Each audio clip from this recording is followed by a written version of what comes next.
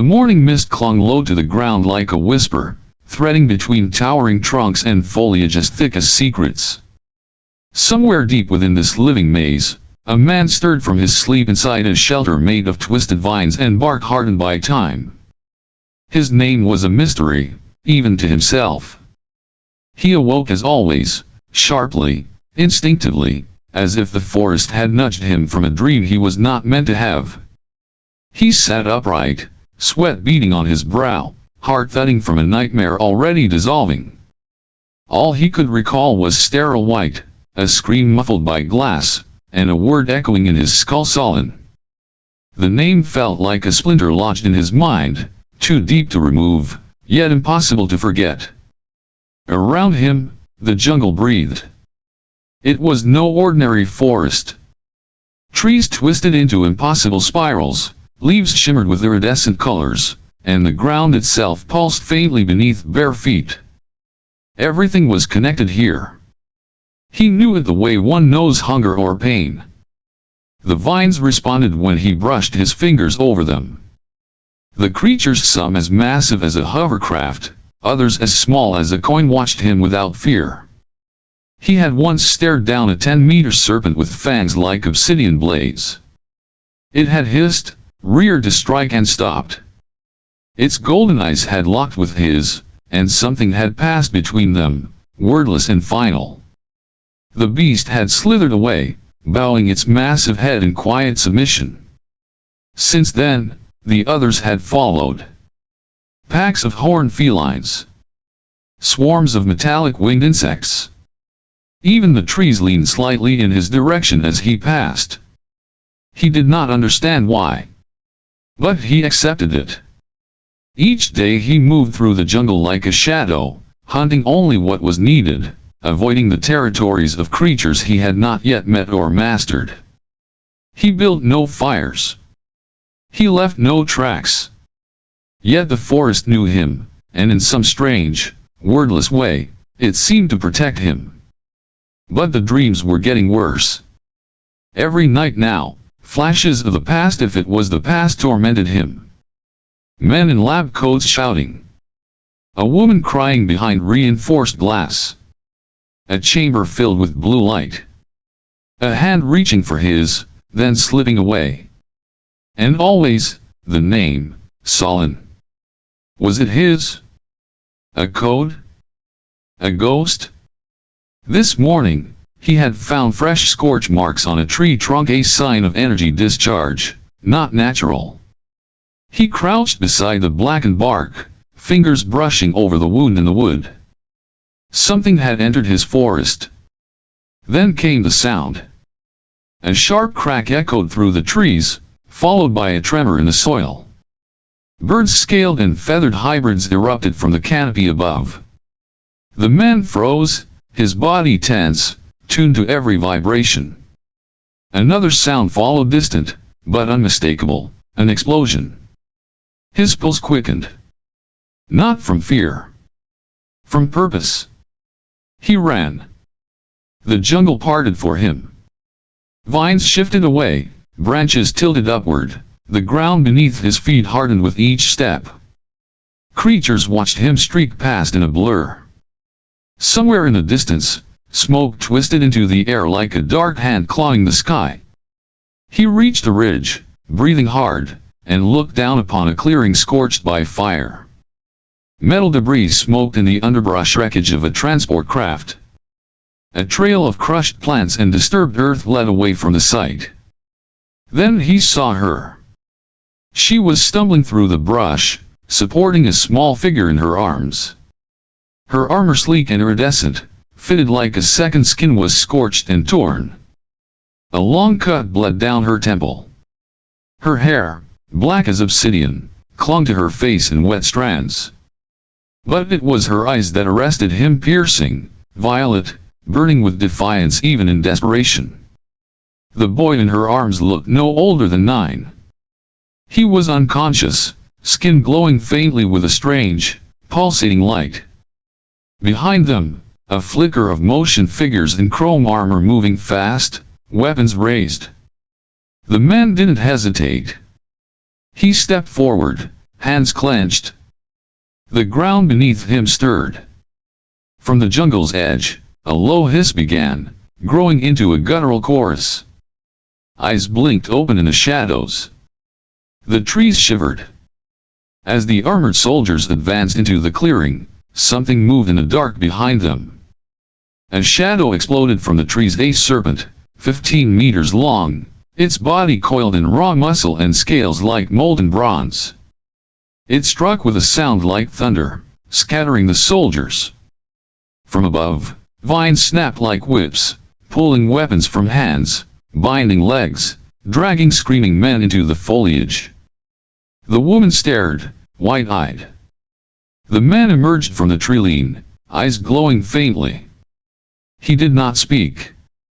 He only extended his hand. She hesitated. Then, slowly, she took it. The forest closed behind them. The forest burned with light and fury as the man led them deeper into the thicket, his senses guiding him like a second skin. Behind them, the shriek of weapons and the thunder of armored boots echoed relentless, mechanical, hungry. He did not look back. His grip tightened around the arm of the woman as she stumbled, still clutching her son to her chest. She was a vision of otherworldly defiance, dirt and blood smeared across high cheekbones, obsidian hair clinging to her sweat-soaked skin. Her armor, once regal and form-fitting, was now torn, scorched, revealing bruises and cuts beneath. But nothing dulled the fierceness in her violet eyes. They were wild, like something born from the stars and hardened by survival. The boy in her arms shivered. His small frame trembled not from fear, but from something deeper, more primal. His skin glowed faintly, pale gold veins of light crawling beneath the surface like rivers of energy. His breath came in uneven gasps, sweat dotting his forehead despite the cool air of the jungle. The man could feel it, the pulse of something ancient coursing through the child, something not meant for this world. The trio plunged into a gully blanketed with moss and oversized ferns. The man moved without sound, guiding them through winding roots and narrow passageways that only someone intimately attuned to the forest could find. Creatures stirred around them, glowing eyes blinking in the darkness, the faint rustle of wings, but none moved to attack. The jungle knew him. Behind them, a shriek cut the air. One of the soldiers, perhaps, caught in a trap of vine and fang. The men didn't flinch. They finally reached a small cave, half hidden beneath the curling roots of a colossal tree that pulsed with internal light. He gestured for them to enter and followed closely, tugging down the curtain of hanging moss that shielded the entrance. Inside, it was quiet. The woman gently laid her son on a patch of soft earth, brushing a strand of hair from his damp face. Her hands lingered on his cheek, trembling. He watched them, uncertain. His world had been the forest, raw, unfeeling, instinctual. Yet something about them stirred old instincts, emotions dulled by years of solitude. He crouched nearby, letting silence stretch. "Who are they?" he asked, voice low, rough like dry bark. The woman didn't look up. Her eyes remained on her son. Her lips parted, and for a long moment, only silence answered. Then she spoke, barely more than a whisper.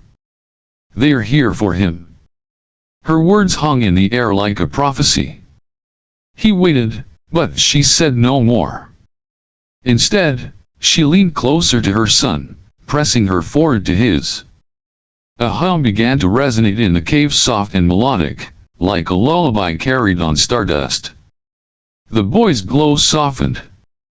The man stood, moving toward the entrance.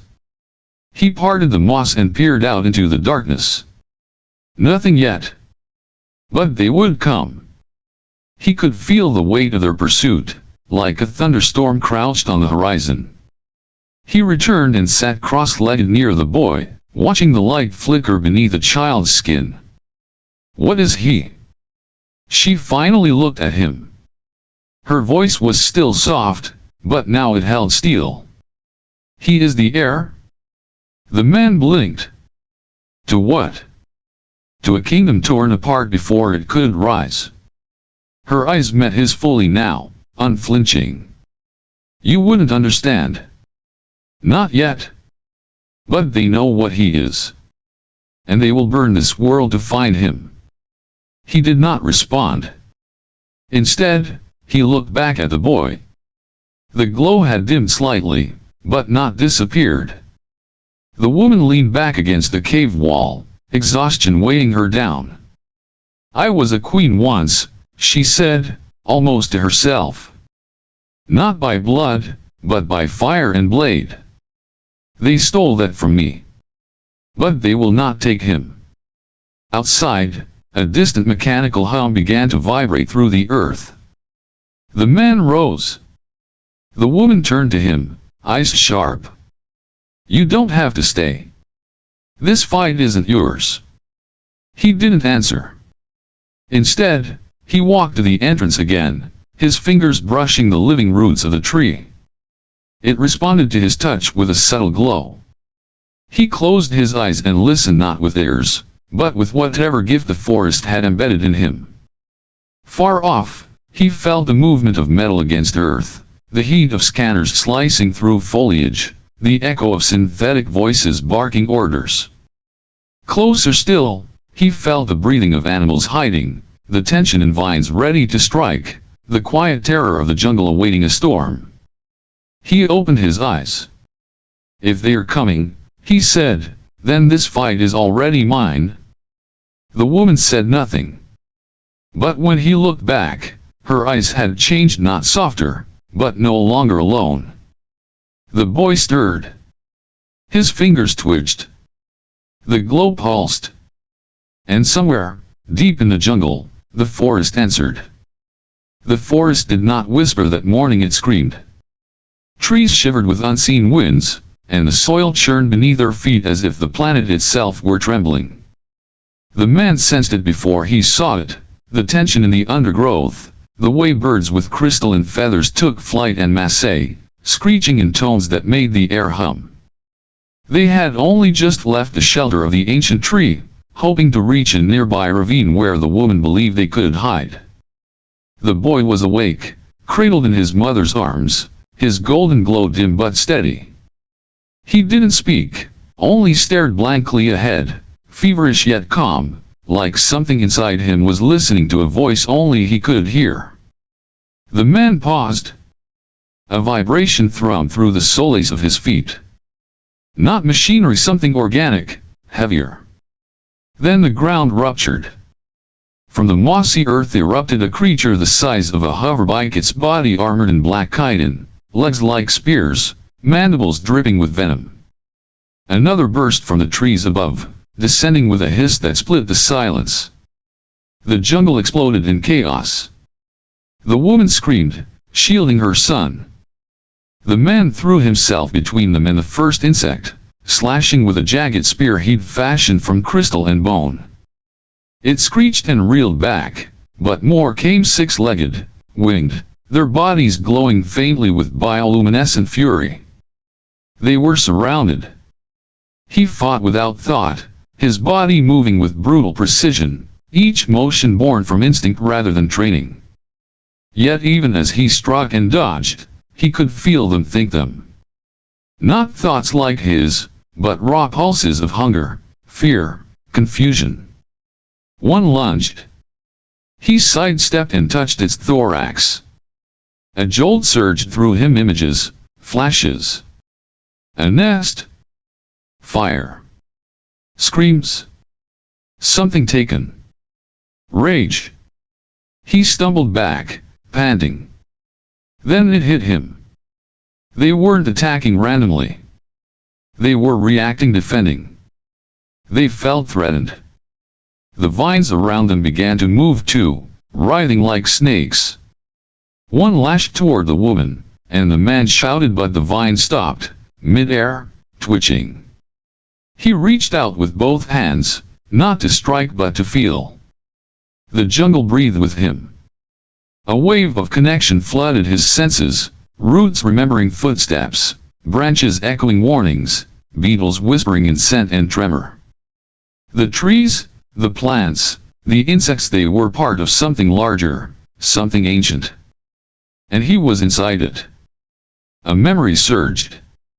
He saw himself in a mirrored pool, standing under sterile light. He wore a white lab coat, sleeves rolled. Voices argued beyond a glass wall. He raised his arm, an injector in hand, plunged it into his own neck. Then blackness. The vision shattered as a screech rang out.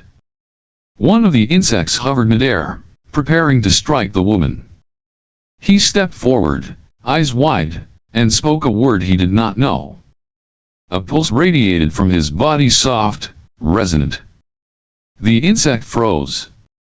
Then slowly, it lowered its wings and landed beside him. The others followed. The woman stared, her lips parted, breath shallow. The boy stirred in her arms.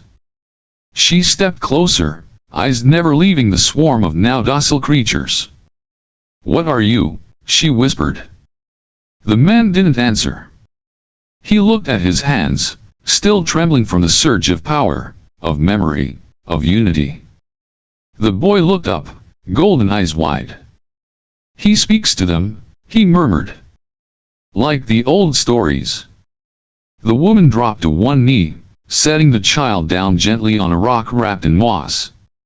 "You don't know who you are," she said, more statement than question. He shook his head. She studied him, her expression shifting. Awe. Fear. Recognition. "On this world, there's a legend," she said. "Of a being born not of bloodline, but of bond. One who could speak to all that crawls, flies, or grows. A guardian, forgotten by time. They called him the beast sovereign. The wild god. The forest's chosen." The man frowned. "That's a myth. And yet you just calmed a swarm bred to kill anything that breathes." He looked at the insects, now settled on rocks and branches, chittering softly like curious children. The boy stepped forward, unsteady but drawn. He reached toward a large beetle perched on a twisted root. It crawled onto his palm, glowing gently. The woman stood, her voice firm. "I believe the jungle remembers you. Even if you do not." He turned to her. "And you believe I'm this beast sovereign?" "No," she said, tilting her head. "I believe you're becoming him." For the first time in days, he felt the edge of something close to clarity, not certainty, but a thread of truth woven through instinct. And deep within the jungle, something stirred. The plants around them, still and observant, released a soft glow as if in agreement. Insects chirped in harmonic pulses. Vines curled protectively around the cave mouth behind them. He stepped back, letting the connection fade slowly. The insects dispersed, gliding into the canopy or burrowing into the roots. The woman picked up the boy again and looked at the man. "They'll come again soon," she said. "Not insects. Not plants. Men. Machines. Death." The man nodded. "Let them come." This time, he wouldn't be running. This time, the jungle would answer with him. The morning was thick with heat and silence, an unnatural hush that even the forest seemed to respect. The man walked at the front, senses wide open, while the woman followed with a boy asleep in her arms. They were moving toward higher ground, where the old growth gave way to cliffs easier to defend, harder to ambush. Then the hum began. It started low, like distant thunder, then rose mechanical, insectal. The jungle tensed. Birds scattered, leaves curled, and the ground throbbed with warning. He knew something was coming. They reached a clearing of black stone, ringed by luminous trees. The moment their feet touched the rock, a new sound pierced the stillness, a synthetic screech followed by a deep, modulated voice. Solon Mars. We meet again. The name froze him. His breath caught. That name, his name. Not just a whisper in dreams now, but spoken aloud. Real. From the jungle's edge emerged a figure. He wore obsidian armor etched with crimson veins of circuitry, his eyes hidden behind a visor that glowed a poisonous blue. Behind him, a phalanx of soldiers in matching gear, their weapons pointed forward but not yet firing. And on his shoulder perched like a trophy a small, biomechanical creature blinked with unnatural intelligence. The woman stepped back, her face hardening. Her voice was venom. Velker. The man Solon looked from her to the armored figure, something tightening in his chest. Velker chuckled, stepping forward. You remember nothing, do you? How poetic. The wild man who turned his back on science, now running with the woman who betrayed me. The woman snarled. You betrayed everything. The council. The people. The oath we swore. Velker tilted his head. They were weak. You were naive. But Solon. He saw the truth. He helped me build it. Solon staggered slightly. Images flashed: metal halls, glass vials, wires running through flesh. Him and Velker, standing before a giant creature held in a containment field. A serum. A choice.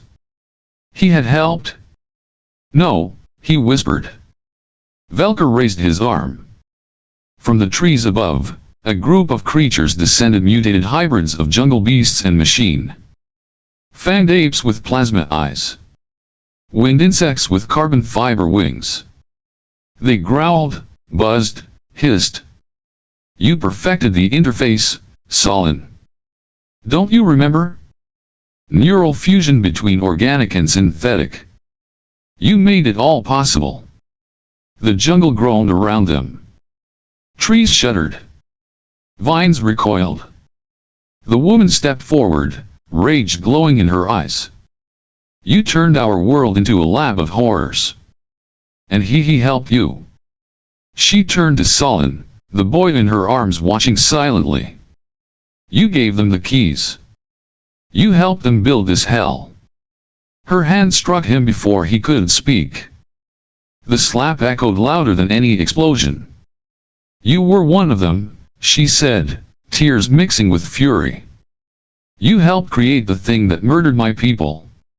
Solon's legs trembled. His voice broke. I didn't know. I don't remember. But you did. Velker raised a hand and snapped his fingers. The hybrid creatures surged forward but stopped short as the jungle screamed. Vines launched from the ground, coiling around legs. Trees bent, their branches crashing down to block paths. The ground heaved, splitting open as roots surged like serpents. The jungle was protecting him. Velker stared. You've bonded. Even after all this, it chose you. Solon raised his head, eyes burning. I didn't choose it. But I will defend it. Velker sneered. Then die with it. A command was given. The battle began. Solon stood at the edge of the clearing long after the battle had ended, the remnants of Velker's assault retreating into the trees like a dying storm. The vines that had once lashed out in fury now hung still, twitching gently, as if waiting for instruction. The boy and his mother had been taken to a hidden grove, guarded by insect sentinels and the old trees that bent their limbs protectively over the glade. But Solon remained. He turned his eyes to the southeast, the direction of the place the forest whispered to him in dreams. The others called it the heart of the forest, the Tim Rung, a name wrapped in myth and warnings. No one who ventured there returned. But Solon was no longer just a man. He had felt the pulse of the jungle in his veins, and it was calling him home. He moved through the jungle in silence, Not a single creature stirred to attack. Even the great predators watched him from the shadows and let him pass. The deeper he traveled, the more the forest changed. Trees glowed softly from within, their bark humming in resonance with his heartbeat. The air was thick with pollen that shimmered like stardust, and the vines that reached from the ground didn't seek to entangle, they caressed him, gently, curiously. After a day's journey, he arrived. A vast hollow opened at the base of a living mountain. Massive roots twisted together to form a natural cathedral, and at its center was a pool of liquid light pulsing with golden rhythm. The heart. He stepped forward, drawn to it without hesitation. As he approached, the air thickened, pressing in on all sides like a weight of memory. The forest was watching. He knelt at the edge of the pool and touched the surface. Instantly, visions erupted behind his eyes. He saw the creation of the forest, not in years or decades, but in pulses of emotion, birth, hunger, growth, death, rebirth. He saw every creature, every plant, every breath taken within the jungle's reach. And then himself. Standing in a lap speaking to Velker. Injecting the serum. Walking away from something that screamed. He gasped, falling back. The forest spoke not in words, but in sensation, in certainty. It had known him before his mind had broken. It had forgiven, in part. But it required something more now. Blood. He looked to his hands. Without hesitation, he drew a sharpened stone and sliced his palm. The blood dripped into the pool of light, spreading crimson and golden swirls. The forest shuddered. The roots closed around him like arms. He did not resist. Instead, he breathed deeply as tendrils wrapped around his limbs, his chest, and finally his head. There was no pain, only overwhelming connection. He became every branch that stretched for sun, every root that burrowed deep, every insect wing, every predator's snarl. His mind expanded beyond his body, flooding the ecosystem. The ritual had begun. Elsewhere, Velker was not idle. His scanners had picked up a surge of energy emanating from the forest's core, an energy he recognized all too well. The heart was awakening. That could only mean one thing: Solon was making the pact. Velker gritted his teeth inside his command pod. He would not allow it. He ordered an immediate assault. Back in the sacred chamber, Solon was no longer kneeling. He stood, but not as a man. His body glowed with veins of green-gold light. His eyes mirrored the canopy above. The forest had accepted him. From the trees, beasts emerged, TRNKHNGL with glowing scales, wolves with moss fur and crystal fangs, insects the size of small ships, all circling him in reverence. He raised one hand, and they knelt. He was the forest bound now. But before he could return to the others, a searing pain erupted through his connection. The forest screamed. It was being burned. Velker had found the boy. Flames tore through the northern quadrant. Trees shriveled. Roots were ripped from the soil. Drones sprayed acid. The hidden grove was under attack. Solon ran. But he did not run alone. The forest ran with him. A wave of creatures surged through the underbrush at his heels. Vines split the earth ahead to make way. Trees leaned aside to let him pass. Every part of the jungle responded like muscle to its nerve. This was no longer a man returning to a battle. This was a god returning to reclaim what was his. The air reeked of burning bark and scorched moss. The grove that had once been a sanctuary now writhed in pain, its trees split and seeping, its protective canopy torn open to the sky. Velker's drones hovered like carrion birds, firing beams of acid that hissed as they struck the ground. And in the center of it all, the boy was gone. She had fought to the end. The woman's blade was chipped and stained, her armor cracked, her breath ragged. She'd slain more than a dozen soldiers before they overwhelmed her with shock pulses and synthetic nets.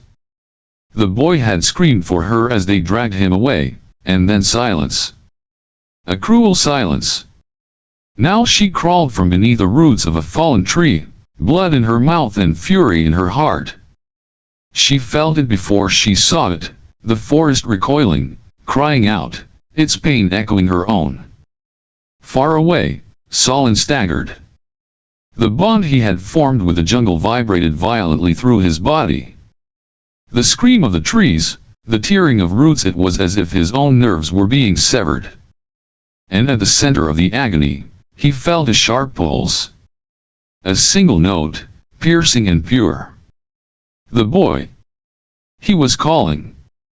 Captured and bound inside a containment chamber aboard Velker's mobile command fortress, the boy trembled. Not from fear, but from something older. Something waking. His eyes were wide, staring not at his captors but through them. His mind was reaching, stretching, climbing through layers of memory, not his own memories, locked in his blood, in his marrow. The room blurred as warmth surged through his chest. His veins lit with soft gold, flickering like candlelight, then roaring like wildfire. The guards noticed too late. Outside the ship, the earth shifted. Vines erupted from the soil, not crawling but leaping like spears of instinct. Trees twisted, groaning, turning their branches toward the command ship. The air thickened. The sky darkened. Thunder rumbled from beneath the ground. The boy's scream shattered the chamber walls. It wasn't a scream of fear. It was a command. And the jungle answered. Roots tore through steel. Bark-clad beasts rose from the underbrush and charged. Insects swarmed in glowing clouds. Every inch of the forest surged toward the fortress, not as a wave, but as a will. The will of a child who had forgotten who he was, but not what he was. Far below, Solon ran through flame and ash, his limbs trembling with power. The link to the forest was still strong, but now he could feel another bond rising beside it. One he had not expected. The boy's voice rang in his mind like a bell. Not words, but emotions, raw, unfiltered, blazing with grief and anger and something deeper. Recognition. He reached the edge of the clearing where the ship had landed and saw the trees closing in like jaws. The air pulsed with energy. But something was wrong. The boy's energy was too much. It had no focus. It burned without restraint, and the forest was starting to buckle under it. If he didn't intervene, the child's power might consume them all. Solon stepped into the storm. He raised both hands and let the forest flow through him, into him. He did not command. He harmonized. And as his energy merged with the boy's, a surge like lightning crashed through his body. He screamed. Pain lanced through every cell. His skin cracked with green light. His eyes flickered. His form flickered. Part human. Part something more.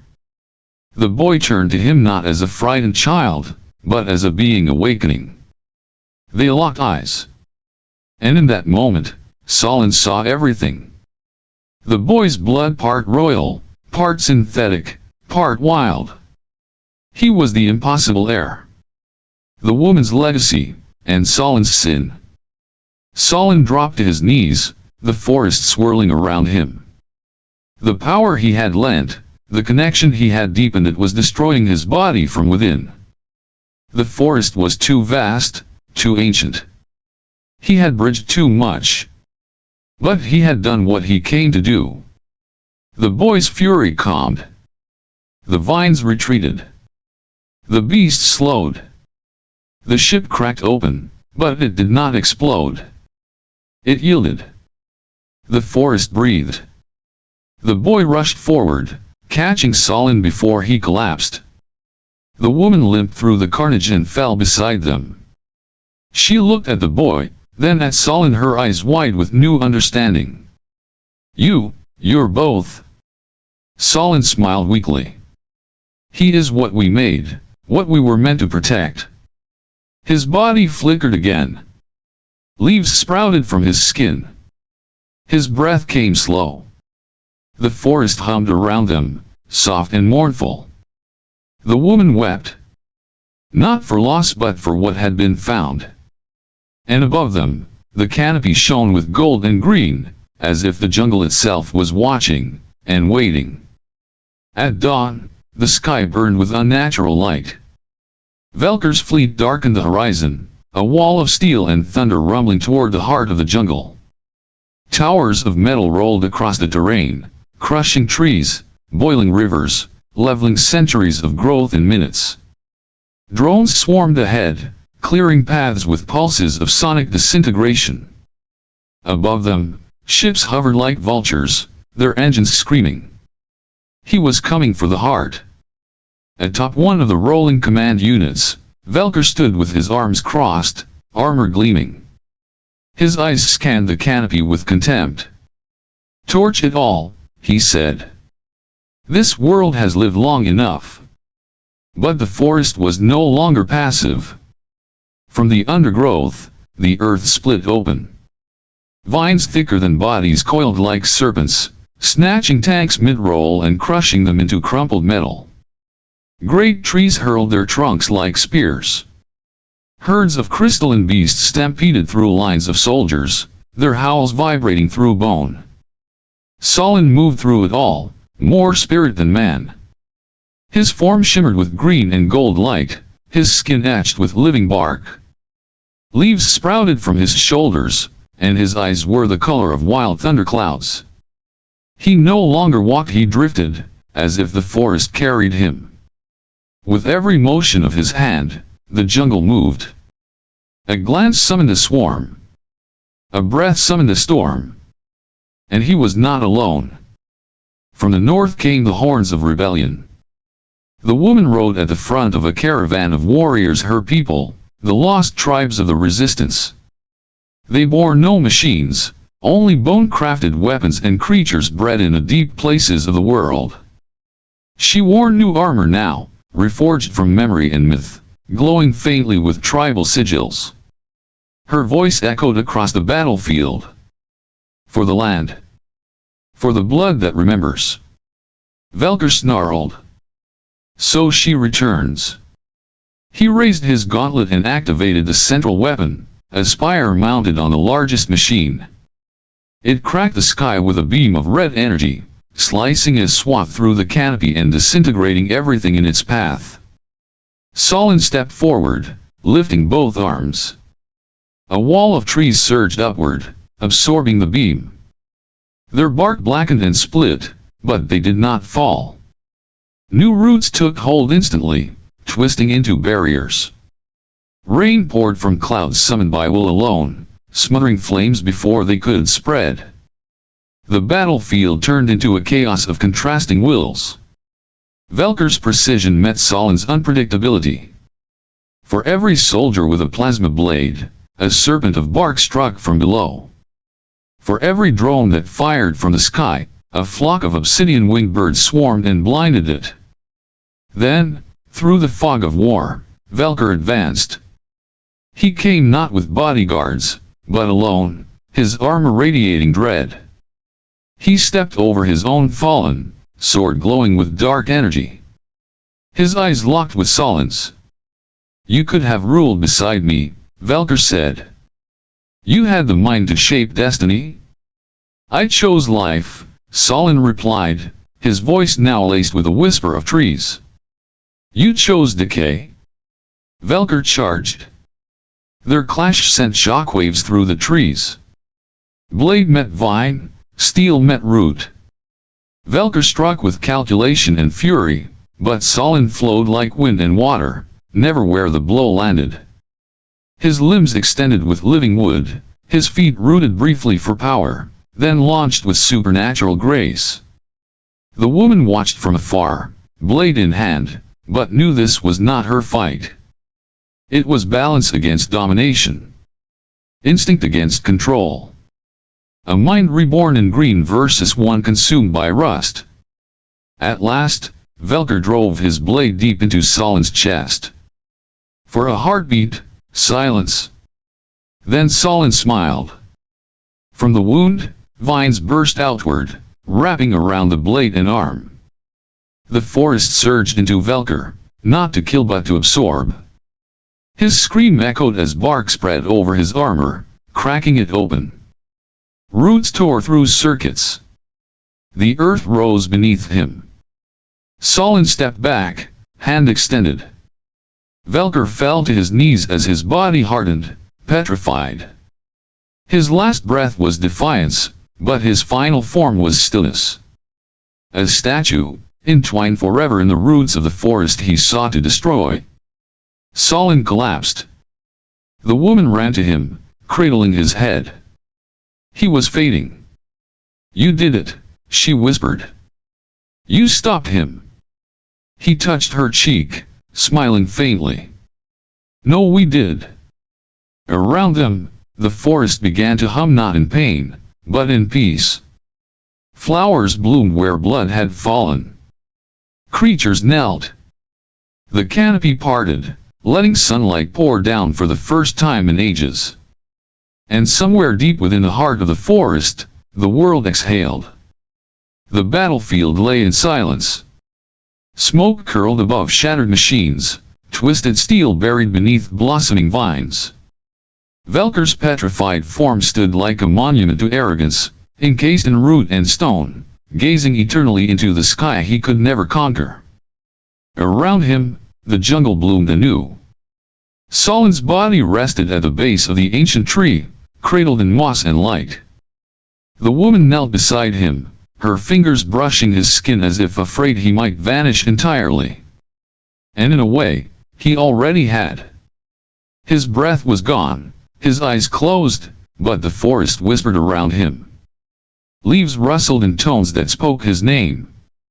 Vines curled near him like children seeking a parent's warmth. The jungle did not mourn. It remembered. Then the light beneath him pulsed.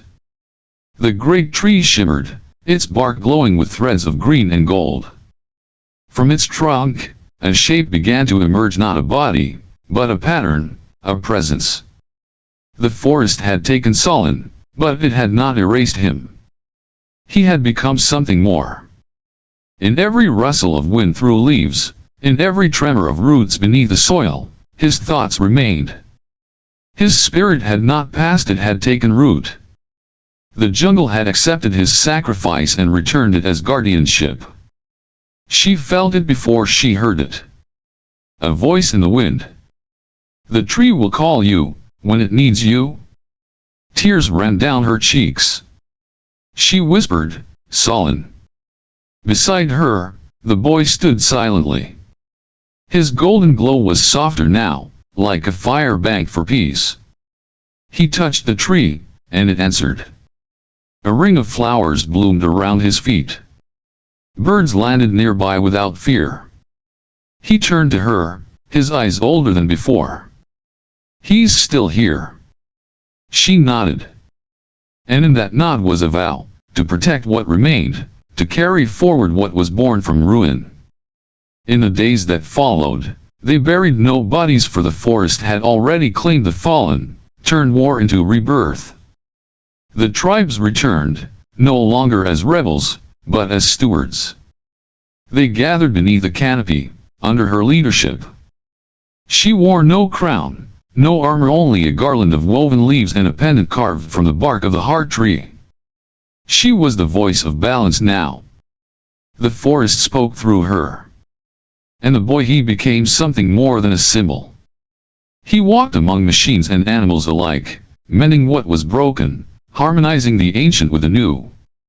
He was the living bridge born of royal blood, scientific legacy, and the wild soul of the planet. Together, they began again. No great monuments were built. No empires rose. But life returned.